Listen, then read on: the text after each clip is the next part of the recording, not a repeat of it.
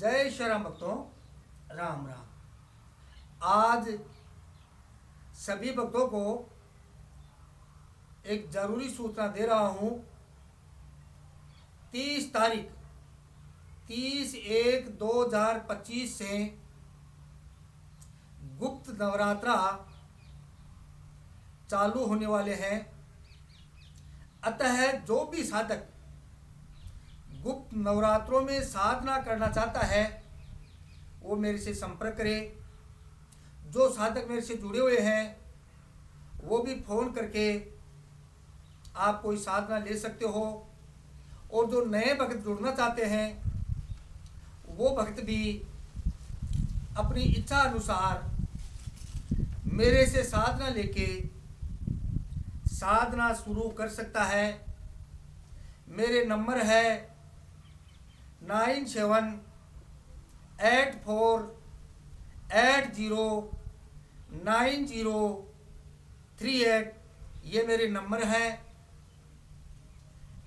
नवरात्रा शुरू होने तक आप मेरे से दिन में भी बात कर सकते हो। जो नए भक्त हैं ये चाहे पुराने भक्त हैं, 30 तारीख तक आप मेरे से दिन में भी बात कर सकते हो, रात में भी बात कर सकते हो। सभी के लिए अलाउ है।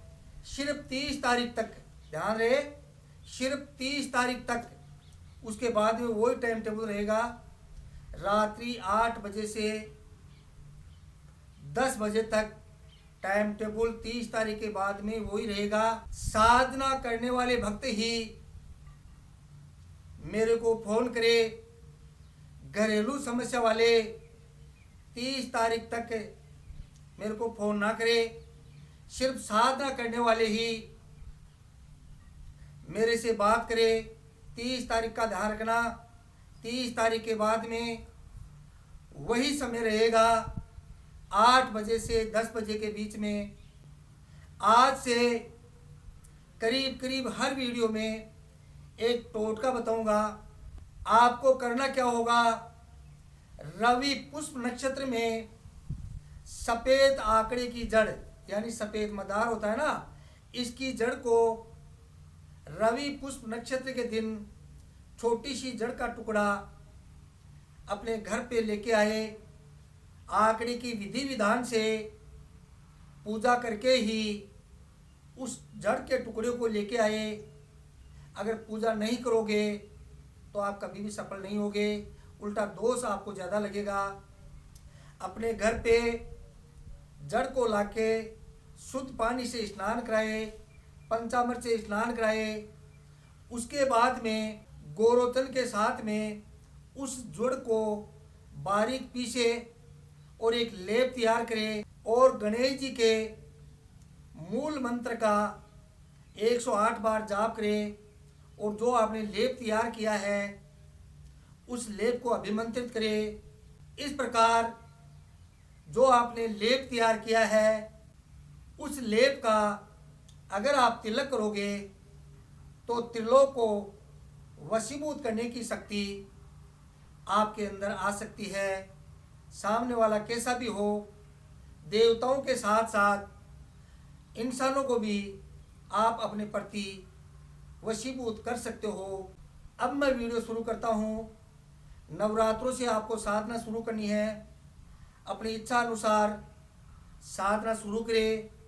साधना मेरे से ले या अन्य आप किसी गुरु से साधना लेकर साधना करोगे तो भक्तों आपके पास में भिन्न भिन्न आत्माएं पहले आती है। आपका इष्ट बाद में आएगा, लेकिन उससे पहले भिन्न भिन्न आत्माएं आपके पास में आएगी। अब उनकी कैसे पहचान करोगे कि आपका इष्ट आया है या अन्य कोई शक्ति आपके सामने आई है? तो आपको ध्यान रखना है। जैसे मान लो आप शिव जी की साधना करते हो, हनुमान जी की साधना करते हो, माता दुर्गा की साधना करते हो। ऐसी शक्ति अगर आपके पास में आती है, आपको दिखाई देती है, आपको दर्शन देती है, तो ये शक्तियाँ अगर आपके पास में आएगी तो पृथ्वी पर खड़ी होकर, पृथ्वी को स्पर्श करके खड़ी होकर आपको दिखाई देगी। भूत है, प्रेत है, जिंद है, ऐसी शक्तियाँ भी जब आपके सामने आती है तो आपको पृथ्वी को टच करती हुई, यानी जैसे अपने दोनों पैर पृथ्वी पे टच करते हुए आपको दिखाई देंगे, तो समझ लेना कि ये शक्ति है। ठीक है। अगर देवलोक की शक्तियाँ, जैसे देवता जो स्वर्ग में निवास करते हैं, जहाँ भगवान विष्णु जी है, ब्रह्मा जी है, अन्य जो शक्तियाँ जो देवलोक में रहती है, ये शक्तियाँ जब आपके सामने आती है, ये कभी भी पृथ्वी को स्पर्श करती हुई नहीं दिखाई देती है। सिर्फ हवा में 3-4 फुट ऊपर वो शक्ति आपको दिखाई देगी। तो आप समझ लेना कि ये देवताओं की शक्ति है। कई लोग बोलते हैं यक्षिणी ये करती है, वो करती है, संभोग करती है, फलाना करती है, ढीकना करती है। ऐसा कुछ नहीं होता है। ये दूसरे लोग की शक्तियाँ हैं। ये भी अगर पृथ्वी लोक पे आती है, पृथ्वी को कभी भी स्पर्श नहीं करती है। ये शक्तियाँ भी आपको ऊपर हवा में दिखाई देगी, जमीन को स्पर्श करती नहीं दिखाई देगी। अगर इनको आपके पास में आना होता है तो दूसरे के शरीर में, कोई इंसानी शरीर में अंदर परछाई रूप में घुसकर ही ये जमीन को स्पर्श करती है। ऐसे कभी भी स्पर्श नहीं करती है। यही बात का आपको ध्यान रखना है। इस प्रकार से आप समझ ही गए होंगे कि देवताओं की शक्तियाँ जो स्वर्ग में निवास करते हैं, वो कभी भी पृथ्वी लोक को स्पर्श नहीं करते। ऊपर हवा में ही ये शक्तियाँ रहती है।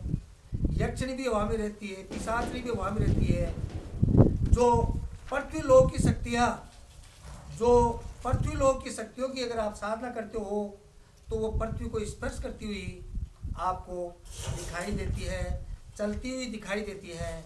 इस प्रकार मैंने आपको सारा विधान बताया है, क्योंकि साधना काल में आप इन शक्तियों की इस प्रकार से पहचान कर सकते हो।